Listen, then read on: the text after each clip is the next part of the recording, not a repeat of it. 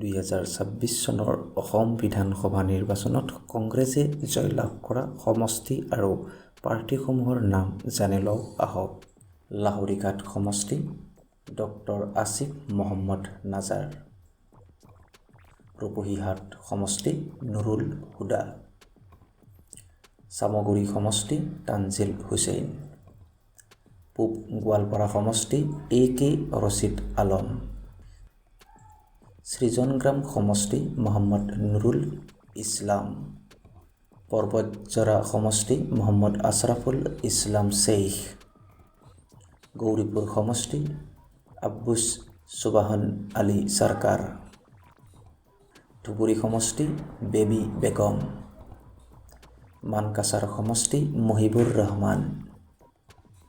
জলেশ্বৰ সমষ্টি আফতাৰ উদ্দিন মোল্লাহ। চেঙা সমষ্টি আব্দুৰ ৰহিম আহমেদ। পাকা বেতবাৰী সমষ্টি জাকিৰ হুছেইন চিকদাৰ। চমৰীয়া সমষ্টি ৰকিবউদ্দিন আহমেদ। সোণাই সমষ্টি আমিনুল হক লস্কৰ।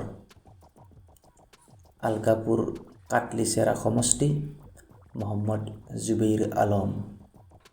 উত্তৰ কৰিমগঞ্জ সমষ্টি জাকাৰিয়া আহমেদ। দক্ষিণ কৰিমগঞ্জ সমষ্টি আমিনুৰ ৰছিদ চৌধুৰী। বিৰচিং জৰুৱা সমষ্টি ৱাজেদ আলী চৌধুৰী। নাওবৈচা সমষ্টি ডক্টৰ জয়প্ৰকাশ দাস। 2026 চনৰ অসম বিধানসভা নিৰ্বাচনত কংগ্ৰেছ দলে মুঠতে 19খন আসন লাভ কৰিবলৈ সক্ষম হয়। ধন্যবাদ।